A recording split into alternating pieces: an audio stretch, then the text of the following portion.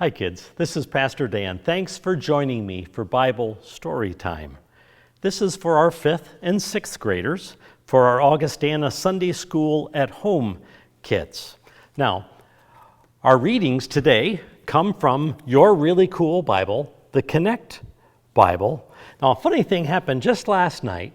I was gathered with our 7th and 8th graders virtually, and they get a really cool Bible for confirmation, and I said, now this is a really cool Bible, and one of the 7th graders said, I don't know if I've ever heard anybody say a Bible is cool. This is a cool Bible. It's the Connect Bible. Our theme today is Jacob and Esau. Now, maybe you know those two names from the Bible story. Jacob and Esau, they're brothers. Now, I would invite you as we go through this, if you have to pause the video, to find the Bible passage in your really cool Bible. Remember that the big numbers are the chapter and the small numbers are the verses. So we're going to start with Genesis 27, verses 21 through 29. Now Jacob and Esau are brothers, and their dad's name is Isaac. I'm just going to give you a hint. That might help out here a little bit. Ready? Here we go. Then Isaac said to Jacob, "Come near, that I may feel you, my son, to know whether you are really my son Esau or not." So Jacob went up to his father Isaac, who felt him, and said, "The voice is Jacob's voice, but the hands are the hands of Esau." He did not recognize him because his hands were hairy like his brother Esau's hands. So he blessed him. He said, "Are you really my son Esau?" And he answered, "I am." Then he said, "Bring it to me, that I may eat of my son's game and bless you." So he brought it to him, and he ate. And he brought him wine, and he drank. Then his father Isaac said to him, "Come near and kiss me, my son." So he came near and kissed him, and he smelled the smell of his garments. And he blessed him and said, "Ah, the smell of my son is like the smell of a field that the Lord has blessed. May God give you the dew of heaven, and of the fatness of the earth, and plenty of grain and wine.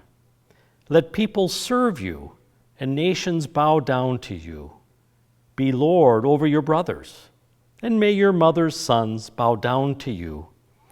Cursed be everyone who curses you, and blessed be everyone who blesses you." Could you follow that story? Isaac the dad is getting old. His eyesight is failing him, and he was going to give his son Esau a special blessing, and what happened? Jacob pulled a trick. Now on the Bible page right across from where we're reading, there is a really cool Bible study about Jacob and Esau. And in fact, in each of the passages we're going to look at today, take a look around, and there's some activities and some different kinds of puzzles and things and little Bible studies to do. I encourage you to do those as well. Now that was Genesis 27, and that was in the first section of the Bible, the Hebrew Scriptures, or what we call sometimes the Old Testament. Our next reading is John, the Gospel of John, chapter 8, verses 1 through 11. So this is back in the New Testament. This is back in the second section, towards the back of the Bible. And when we get to the New Testament, we're now going to be hearing about Jesus. So what I want you to do is listen carefully and think about how this story with Jesus connects back to that first story about Jacob and Esau and their father Isaac, and the kind of the trick that Jacob played on his dad and on his brother Esau. Again, this is John chapter 8. While Jesus went out to the Mount of Olives, early in the morning he came again to the temple. All the people came to him, and he sat down and began to teach them. And the scribes and the Pharisees brought a woman who had been caught in adultery. And making her stand before all of them, they said to him, "Teacher, this woman was caught in the very act of committing adultery. Now in the law, Moses commanded us to stone such women. Now what do you say?" They said this to test Jesus, so that they might have some charge to bring against him. So Jesus bent down, and he wrote with his finger on the ground. When they kept on questioning him, he straightened up and said to them, "Let anyone among you who is without sin be the first to throw a stone at her."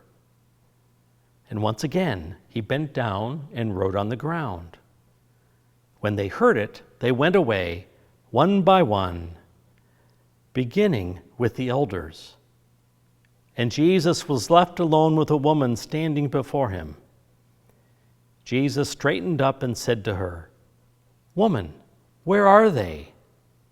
Has no one condemned you?"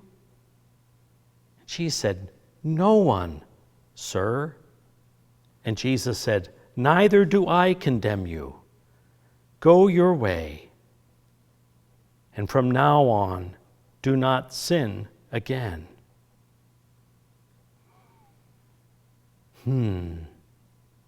It seems that Jesus gives this woman a second chance.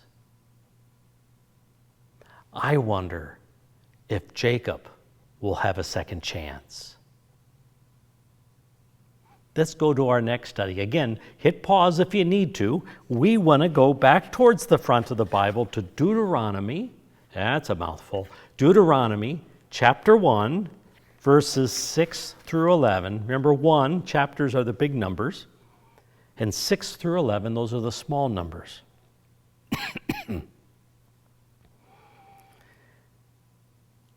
The Lord our God spoke to us at Horeb, saying, "You have stayed long enough at this mountain. Resume your journey and go into the hill country of the Amorites, as well as into the neighboring regions, the Arabah, the hill country, the Shephelah, the Negev, and the seacoast, excuse me, the land of the Canaanites and the Lebanon, as far as the great river, the river Euphrates. See, I have set the land before you.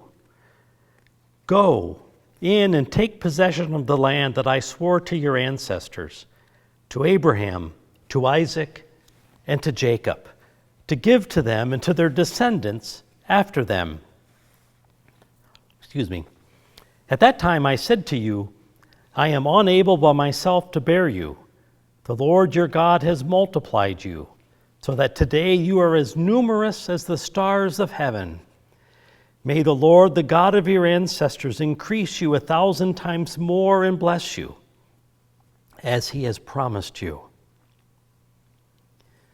Did you catch the connection in that story? When God promises the land, it's Abraham, his son Isaac, and his son, it's not Esau, it's Jacob.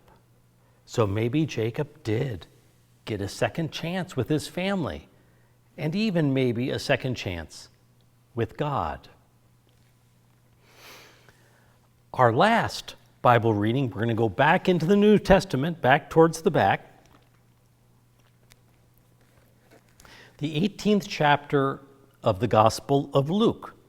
The 18th chapter, and we will be looking at verses 9 through 14. Jesus also told this parable to some who trusted in themselves, that they were righteous and regarded others with contempt.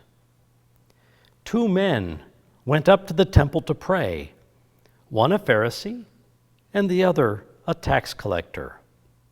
The Pharisee, standing by himself, was praying thus, "God, I thank you that I am not like other people, thieves, rogues, adulterers, or even like this tax collector. I fast twice a week. I give 1/10 of all my income."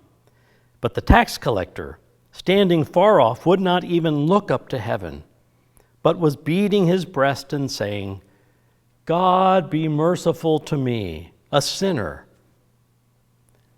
I tell you, this man went down to his home justified rather than the other.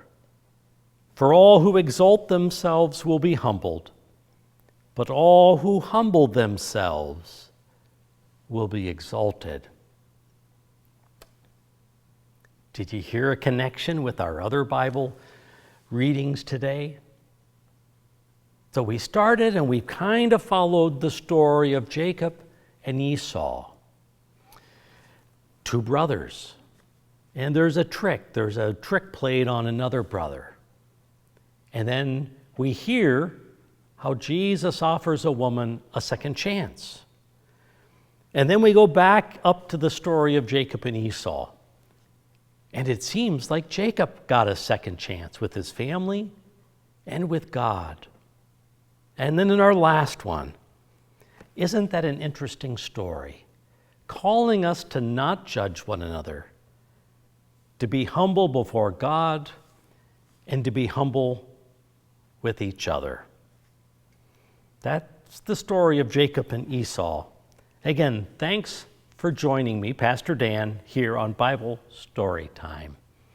Until we see each other again, God bless.